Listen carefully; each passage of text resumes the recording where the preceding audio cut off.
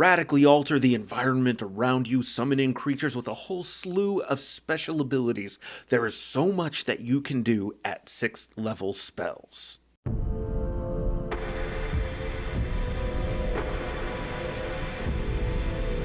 Hello there everyone, and welcome back down here to the Gamer's Den with me, your host, Jordan, your master of lore and storyteller extraordinaire, coming to you from the Nexus Librum, where we are going to be going over the 1st edition Pathfinder Arcanist guide, today going over 6th level spells, and we have some doozies ready for you today, to the point that it is only great spells today, which is going to necessitate that I go over more 6th level spells next Saturday, covering some good, solid or okay niche options, and even some bad spell picks that you'd probably want to avoid, at least on a mechanical basis. As always, if something just really is flavorful, fun, seems awesome even though it's maybe not mathematically the most powerful, definitely go with the fun options. Just make sure to balance out and throw in some options that are mechanically fantastic, so that way you can still remain an effective character as you go along. Because it's not about just being overpowered, it's about making a fun and interesting character, and the Arcanist already has plenty of things going for them that help make them a powerful spellcaster, to say nothing of the fact that they are a full spellcasting class. Now, before we get into everything that we have for you today, if you're new here to the channel, then why not go down there, hit the subscribe button, and become a regular member here at the Gamer's Den. Or if you've already gone on ahead and listed yourself on that oh-so-incredible roster of legendary heroes, then why not go down there and hit the like button and share the video far and wide. But now, let's start getting into this here. First, we have Chains of Light. It's a spell that's been discussed before, but it is no less effective for you, and in fact, again, because you're an Arcanist, you can do a lot with this spell to help make it just a little bit better. You target one creature within 25 feet plus 5 feet every 2 caster levels. They must make a reflex save or be paralyzed by golden chains of light that prevent extra-dimensional travel for 1 round per caster level. There is no spell resistance applied with this, so if the target has spell resistance, which is typically going to be a lot of outsiders, this will not help to protect them from this spell. And the fact that this locks down extra-dimensional travel means although you're only targeting one singular target, that target is going nowhere. They are going to be stuck. They are paralyzed. They're not moving on the battlefield. They're not posing as great a threat to you or your allies, and they don't have a means of escape until this passes. Sure, the 1 round per caster level is not an incredibly long duration, but you don't need this spell to be a long duration. And the fact that you're an Arcanist means that when you spend a point out of your reservoir pool, you can extend the duration of this spell a little bit longer. And also, by doing so, you also increase the range at which that you can cast this, because it's an extra 5 feet every 2 caster levels. So it may not be a lot of extra distance that you add on, but you can reach out a little bit further than expected, and sometimes that element of surprise is just what you need. Next, we have Greater Heroism. Touch a target, and for 1 minute per caster level, they get a +4 morale bonus on attack rolls, saves, and skill checks, and immunity to fear, and with a bonus of temporary hit points equal to the caster level.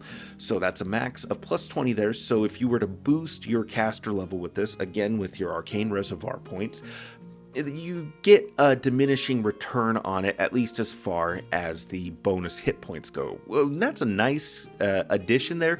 That's not really what we're looking for here. So the morale bonus is great because it's going to stack with several other sources that may be available to your various allies, such as enhancement bonuses or resistance bonuses when it comes to saves. This means that the morale bonus is going to stack with those resistance bonuses, with those enhancement bonuses. Sure, the fact that Greater Heroism has a shorter duration than its lesser version, just Heroism, it does kind of hurt a little bit, but 1 minute per caster level, that's still going to get you through a couple of fights back to back, or at least one long extended fight typically. This should be a very, very handy staple for your ally, whichever ally it is you decide to help with this. Typically it's going to be a fighter, a barbarian, or a vigilante, or possibly even your party's investigator. Whatever your frontline class is going to be, the party ranger as another example. They are going to benefit from the bonuses to attack rolls, saves, and that immunity to fear. The bonus on skill checks is also great to have as well, depending on what exactly the situation is. But then we go on from there to a classic staple that will come up on every single caster list and be discussed. It is Greater Dispel Magic. Target one spellcaster, creature, object, or a 20-foot radius area. If you do the targeted option, you dispel one spell every 4 caster levels, starting with the highest level spell effect that is ongoing on the target. And so the fact that you can get rid of multiple spell buffs is going to be awesome. You could potentially remove several buffs and benefits that an opponent is enjoying.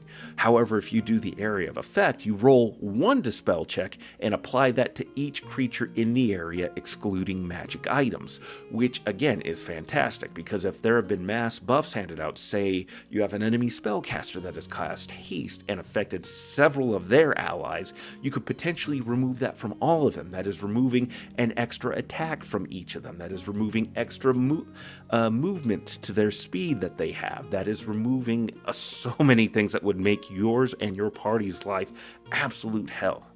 And then Counterspell works as Dispel Magic, but with a +4 bonus.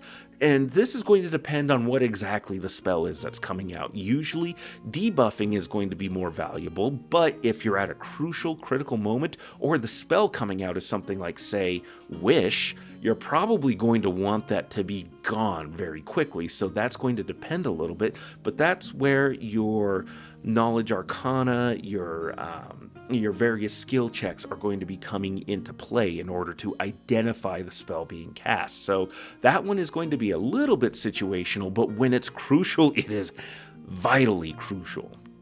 But then we go on to Summon Monster 6.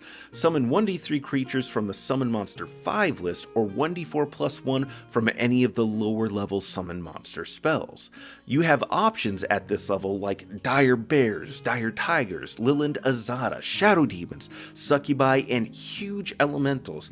Dire Bears are just a wall of muscle and hit points to absorb attacks, provide flanking bonuses, take up space, and just all around be a nuisance. Dire Tigers are going to inflict incredible damage, particularly with Pounce and Rake. And if you have any deviations from this particular build that we've been going over, if you've decided to lean more into boosting your summoned creatures, they are going to put out fantastic amounts of damage, particularly if you're summoning anything with a good alignment to it, any kind of celestial additions to it, because then they're going to have smite options available. And if you're fighting evil targets, or if you've gone the opposite end and you're applying evil effects, evil outsider effects to allow them to smite good, again, you're putting out more damage. Dire Tigers will be absolute DPS machines for you. Leyland Azadas are basically like summoning in a bard, a lower level bard to be sure, but it's like having a whole nother character class present and on the battlefield for you, which can dispense all kinds of incredible buffs and bonuses to you and your allies, as well as being a decently capable combatant. Not amazing, but still, it's another body on the battlefield. Shadow Demons perform much the same. They bring great spell-like abilities to bring to the battlefield. Same for Succubi, which have a whole host and slew of spell-like abilities that you are definitely going to be wanting to make use of. And then huge elementals as well. Great combat machines, depending on what it is exactly you bring to the battlefield. If you bring earth elementals, they are going to have some pretty interesting abilities available to themselves as well. And then air elementals, well, they're going to be able to fly and have incredible maneuverability and threaten flying opponents, and being able to drop into whatever position you may need them to be in. But then we now move on to another summon, and it's one that comes up pretty frequently. It's Summon Genie, the greater version specifically. Pick a point within 25 feet plus 5 feet every 2 caster levels to summon 1 Shaitan, 1d3 Janai, and 1d4 plus 1 Jan for 1 round per caster level. That's not a long duration, but the Shaitan, its at-will abilities include Soften Earth and Stone, which is decent utility, and then Stone Shape, which offers some incredible utility, as well well as some interesting defensive possibilities. 3 times a day, it can use Quickened Glitter Dust, great for any invisible opponents, and by the time you get 6th level spells, you are probably going to be running into invisible opponents, or at least opponents that you're having difficulty seeing or perceiving to one degree or another. Stone Skin, absolutely incredible defensive abilities, but because it's a spell-like ability, there is no spellcasting component for them to have to worry about expending. Rusting Grasp from there, great for wreaking havoc on opponents dependent on their equipment, like Full Plate or their weaponry. Then you have Stone Tell and Wall of Stone, great battlefield control right there with Wall of Stone.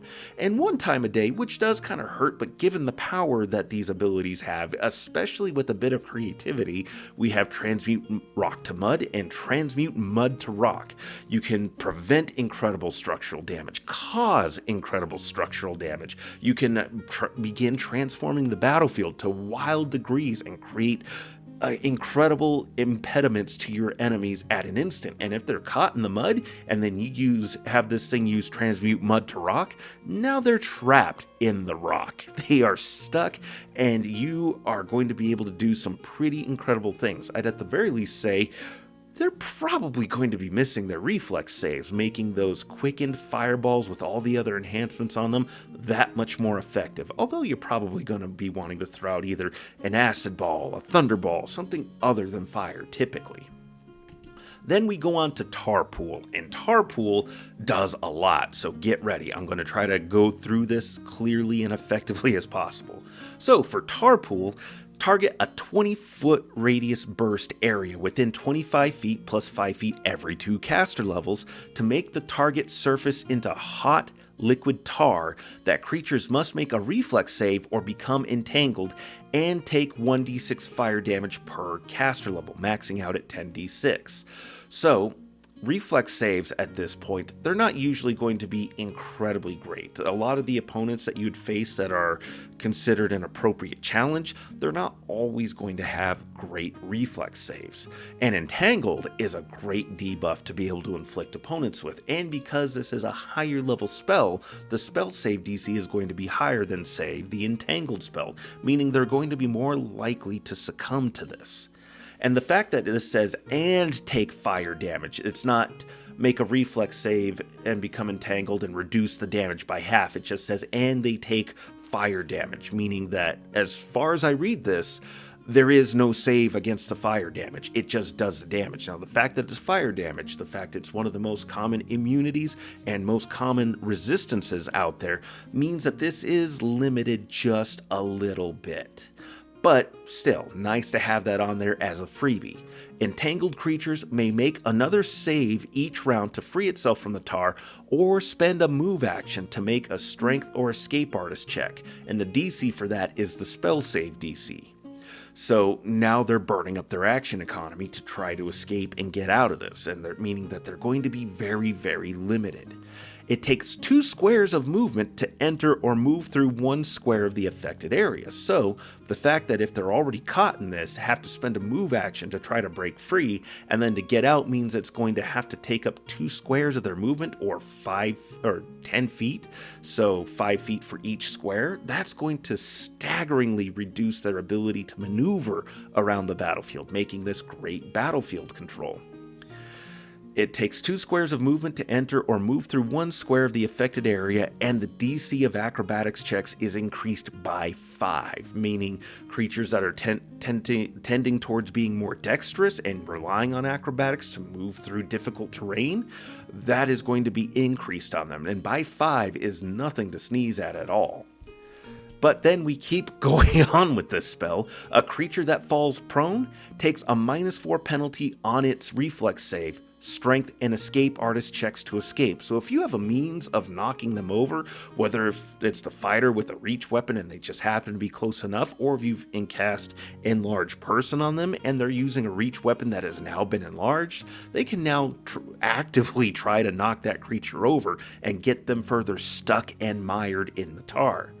A creature that moves into or starts its turn in this area just takes 2d6 fire damage if they're vulnerable to it, and must reattempt its save to avoid becoming entangled. So not only are they moving so slowly, but if they move into or start its turn in this area, they're just taking damage and having to actively remake their saves every single round. So even if they've escaped, if they're still stuck in it because they can't move fast enough to get out, they're potentially entangled again. So they're stuck and trapped in place. Again, more battlefield control and potentially more damage.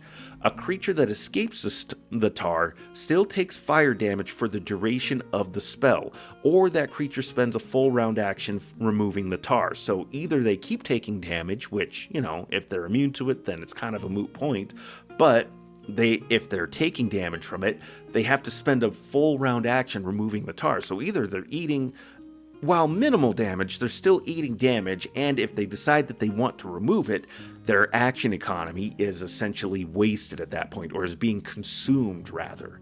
And a creature with tar on it takes a -4 penalty on acrobatics and fly checks made to fly with wings or similar appendages.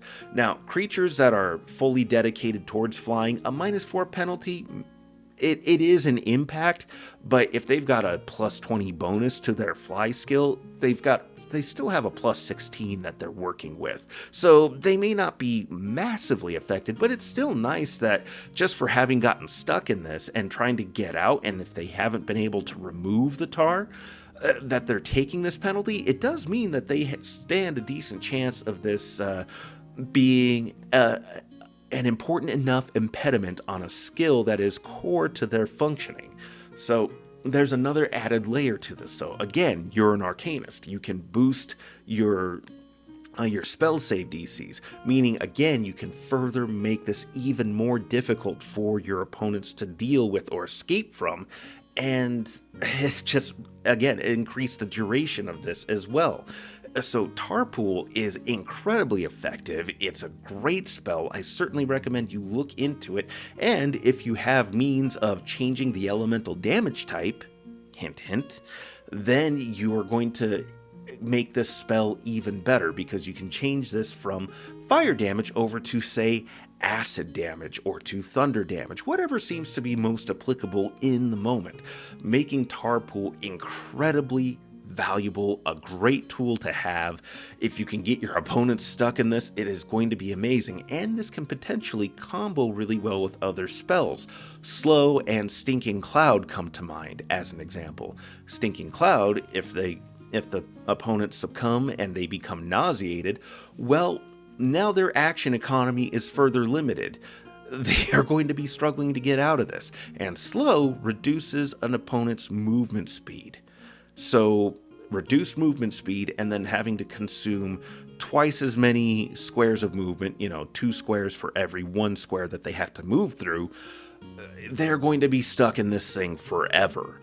But what do you think? Go on down to the comments below and let me know your thoughts. Did you like today's video? Did you dislike it? Let me know your thoughts in the comments down below. There are certainly many, many more spells to cover that we did not talk about here. Great, good, okay, and bad.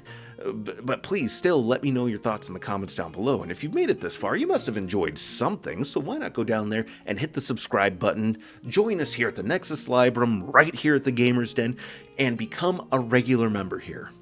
But with all that said, I've been your host, Jordan, your Master of Lore and Storyteller Extraordinaire. Thank you all so very much for your time. Good gaming to you all, and you all have yourselves a good night.